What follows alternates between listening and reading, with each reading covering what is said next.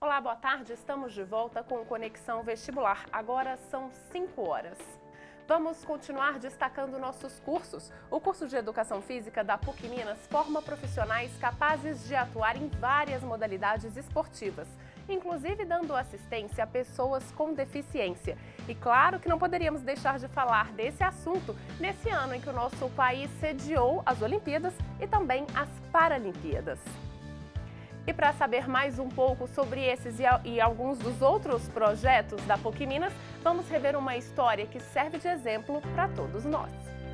Há 5 anos, Flávio viu a sua vida se transformar. Depois de um grave acidente de carro, ele perdeu os movimentos das pernas e braços. O choque com a notícia e as dificuldades enfrentadas na época poderia ter levado Flávio a escolher um caminho diferente. Hoje, atleta profissional, ele é o capitão do Minas Quad Rugby, os Javalis de Belo Horizonte, referência nacional na modalidade. Eu praticava esporte não a nível competitivo antes do meu acidente. Depois eu sofri um acidente de carro, tem 5 anos. E fiquei 2 anos e meio por conta de fisioterapia. E conheci o rugby em uma internação no Sara. Um dos atletas do Minas foi lá fazer uma consulta, a médica me apresentou. E a partir daí eu comecei a praticar. O esporte ele ajudou na minha independência, ajudou na minha socialização. Então o esporte mudou minha vida. O Gustavo é o preparador físico que acompanha essa galera, que faz de cada jogo um show à parte. Antes do esporte, normalmente a pessoa com deficiência, ela não tem uma integração social muito grande, ela não sai de casa, ela não tem motivos para fazer muitas coisas, ela não tem conhecimento que ela é capaz de certas coisas.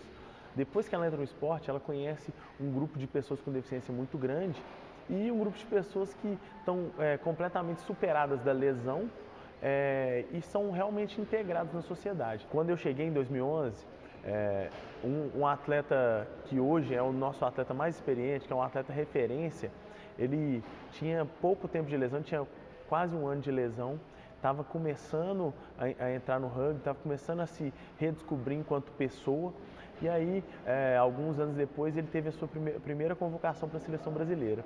Aí, no final do campeonato, ele falou para mim, encostou do meu lado e falou, pô, e pensar que 2 anos atrás eu estava achando que tudo estava acabado. Aí é a hora que você enche o coração de alegria assim, e o olho enche d'água também, você segura e fala assim, não, só estava começando. No início, igual eu falei, aquela agressividade assusta, mas em momento nenhum, por exemplo, minha mãe sempre me acompanhou, não pensou em me tirar do esporte nem nada, ela sempre me apoiou. O esporte, ele é importante para qualquer área, para qualquer pessoa, em qualquer situação. Hoje eu sou independente, tenho meu carro, vou para onde eu quero, consigo montar, desmontar minha cadeira sem problemas. Questão da função no time. Como eu falei, sou o capitão do time, sou atleta da seleção, estive entre os pré-convocados para a Paralimpíada. A gente acaba, mesmo sem querer ou sem ter essa intenção, a gente acaba sendo espelho para outras pessoas. E para todo mundo ter essa noção que a gente tem uma vida normal, com deficiência que na verdade é dificuldade. Que qualquer pessoa, andando ou não, a pessoa pode ter alguma deficiência. Vários Flávios estão espalhados pelo mundo, exemplos de superação que nos fazem perceber a verdadeira essência da vida, não desistir jamais. E como o próprio Flávio chegou a dizer fora das câmeras, a vida é assim, cada término é uma nova chance para um recomeço. O Complexo Esportivo da PUC Minas passou por um grande processo de modernização em 2007 e hoje conta com uma excelente estrutura tanto para a prática de atividades físicas quanto para as acadêmicas. E aqui no estúdio eu recebo Lauro Mendes, seja bem-vindo, Lauro, que foi produtor desse bloco e que também produziu essa matéria do Esportes Gerais junto com a Ruth Luiza. Lauro, a gente fala um pouquinho sobre a estrutura do complexo esportivo. Realmente é uma estrutura que dá para ser aproveitada tanto pelos alunos quanto pela comunidade acadêmica e pela comunidade do entorno? Verdade, Aline. Lá no complexo é um espaço de, além de formação profissional, no caso dos alunos, Lá também é um espaço de muita prática esportiva e também de recuperação de pacientes, como a gente pode ver nesse quadro nosso que chama Esportes Especiais do Esportes Gerais, que é o nosso programa. Lá no complexo, na pista de atletismo, que eu vou usar como exemplo, a gente pode chegar lá que vai ter pessoas desde fazendo só uma caminhada até atletas de alto rendimento treinando.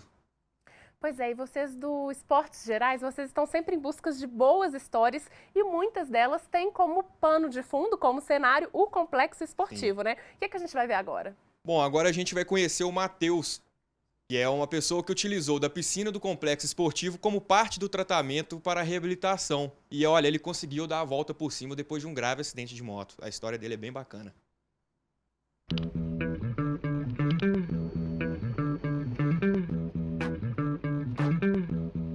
Aos domingos, Matheus trabalhava como gandula.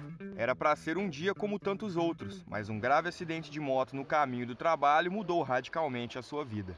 O acidente dele deixou a gente muito assustado, porque foi muito grave e nós apoiamos ele em tudo. Nunca tratamos ele diferente. Eu falei assim, você consegue. Quando ele começou a mexer com a natação, melhorou 100%, emagreceu e está desenvolvendo, já ganhou até a medalha. Desistir e se conformar era a opção mais fácil. Mas mesmo diante de tantas dificuldades, o esporte não saiu da vida do Matheus. E dessa vez, foi pelas piscinas que ele encontrou uma nova forma de viver. A natação foi devido... Eu conheci um homem cego que ele falou que nadava muitos quilômetros por dia. Achei muito interessante aquilo e incentivador, porque para mim, eu não estava morto. E procurei saber, busquei e entrei na natação. E sua família sempre te apoiou? Sem dúvida nenhuma, me apoiou, nunca passou a mão na cabeça, mas sempre comigo. Eu dei maior apoio, falei assim, isso mesmo, vai porque você tem capacidade. O problema dele era neurológico e a academia, no caso, não estava desenvolvendo para ele o que ele precisava desenvolver. E a natação ajudou demais, porque ele, físico, entendeu? Porque ele estava bem gordinho, tanto que agora ele está com os braços fortes, então... Entendeu? Foi nisso aí a família toda apoiou. E quando ele ganhou essa medalha lá no campeonato lá em Goiás, foi mais incentivo ainda. Um dos treinadores do Matheus é o Gustavo, que vai contar pra gente um pouco mais sobre esse projeto, que é um parceiro da PUC Minas. A perspectiva desse projeto, ela vem para o rendimento, né? Em termos de treinamento esportivo é basicamente semelhante, né? Bem semelhante. O que muda é a forma da apresentação da informação, né? Para o visual a gente tem algumas alternativas de instrução verbal, demonstração diferentes daquelas que a gente pode fazer com um deficiente físico-motor. Dentro da água esse atleta tem liberdade, deslocamento e acaba sendo esse o grande benefício, né? A convivência, né, do grupo, a gente tem aqui pessoas com deficiência visual, pessoas com deficiência físico-motora. Então, são comunidades que normalmente não se encontram fora daqui desse meio. E aí acaba que a gente tem um comportamento bacana, interessante aqui, que pessoas com deficiência visual percebem o deficiente físico e vice-versa. E acaba sendo essa integração, né, muito legal. Para a autoestima dessas pessoas. O que era antes uma alternativa mais viável para se exercitar, se transformou em paixão e motivação. De braçada em braçada, as dificuldades vão sendo superadas. E a natação paralímpica, na minha opinião, deveria ser mais divulgada, mais dita em hospitais de reabilitação, entendeu? Porque, um exemplo, olha as Olimpíadas. Quanto que nossas práticas paralímpicas foram divulgadas? Quase nada. A gente fica meio que no off. A gente é tratado como, infelizmente, como um coitadinho, entendeu? As pessoas, infelizmente, só dão valor depois que perdem. Eu era um também que o quê? Poxa, cadeirante e tal, etc. Eu vou dar preferência porque o cara é deficiente. Só que não é assim. Nós somos vida também. Nós somos também pessoas. E nós conseguimos sim. Tanto que você pode reparar quanto que um atleta paralímpico faz muitas pessoas que, entre aspas, normais, não fazem. A gente consegue sim e deveria sim, melhor, ser mais incentivado, mais divulgado sim, o esporte paralímpico, não somente a natação. A única pessoa que pode impedir você de conquistar as coisas é você mesmo. Então nunca desista e não coloque impedimentos.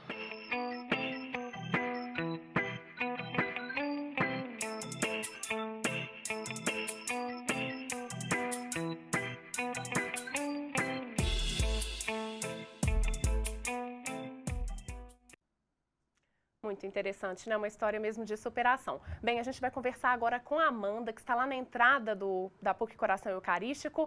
Amanda, você está com um estudante, acho que candidato ao curso de Direito, é isso? Sim, Aline, boa tarde ao pessoal de casa. Estou aqui com o Vitor Augusto, que é estudante do curso de Direito. Vitor, fala para mim, o que você achou das provas hoje? Eu achei que as provas hoje não estavam tão difíceis quanto eu esperava que estavam, mas que deu para ir bem e acredito que eu consegui bem na prova. E o que você achou do tema da redação? O tema hoje foi o discurso de ódio na internet e os limites da liberdade de expressão. Eu achei um tema assim, bastante abrangente, você pode falar de muitas coisas, é um tema da atualidade e que você pode comentar várias coisas. Um tema da atualidade, um tema bom. O curso de Direito está entre os cursos mais concorridos aqui hoje. Você está confiante que vai passar? Sim, eu estou confiante, eu acho que eu consigo. Estudei o ano inteiro, né, desde novo para esse momento agora, então eu acho que eu consigo sim, estou preparado. Obrigada, Vitor. Bem, Aline, é isso aí. Amanda Maia para a Conexão Vestibular. Muito obrigada, Amanda. Nossa, como tem gente, hein, lá atrás, saindo das provas.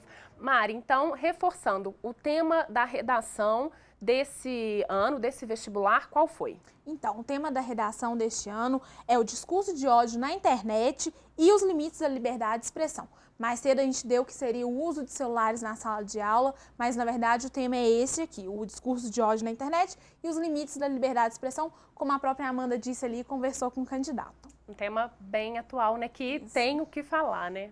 Bem, vamos voltar para conversar com a Camila dos Anjos, que está nos aguardando também na entrada do Campus Coração Eucarístico. Camila, você me ouve? Como está tudo aí? Aline, estou te ouvindo sim. Boa tarde. Agora são 5h12 e os alunos continuam deixando as salas de aula, incluindo os alunos que fazem medicina. E eu estou aqui agora com a Ana Tereza para conversar com a gente, que ela acabou de fazer a prova de medicina. Ana, conta pra gente por que você escolheu esse curso? Eu sempre gostei muito da área de biológicas, né? Sempre foi uma área que eu tive muito interesse e tal. Eu tinha pensado em fazer psicologia antes, mas eu optei pela medicina por causa do mercado e porque eu gosto muito dessa área mesmo, de ajudar as pessoas, é uma oportunidade boa. E conta pra gente como foi sua preparação, sabendo que é uma prova muito difícil de se fazer. Pra falar a verdade, eu comecei a me preparar mais esse ano. Nos outros anos, todo mundo falava que é muito importante se preparar anteriormente, no primeiro e no segundo. Eu me arrependo de não ter me preparado no primeiro e no segundo, mas esse meu terceiro ano foi bem intenso, assim. De dia e de noite estudando, assim, sem parar. Às vezes tinha que desistir de alguma festa, de alguma coisa, mas deu pra continuar normalmente a vida. Boa sorte pra você, viu? Muito obrigada. Camila dos Anjos para o Conexão Vestibular. É um estudo que no final vale a pena esse investimento, né? Gente, nós vamos para um rápido intervalo e daqui a pouquinho a gente continua com a cobertura completa desse dia de provas do vestibular 2017 da PUC Minas. Até já!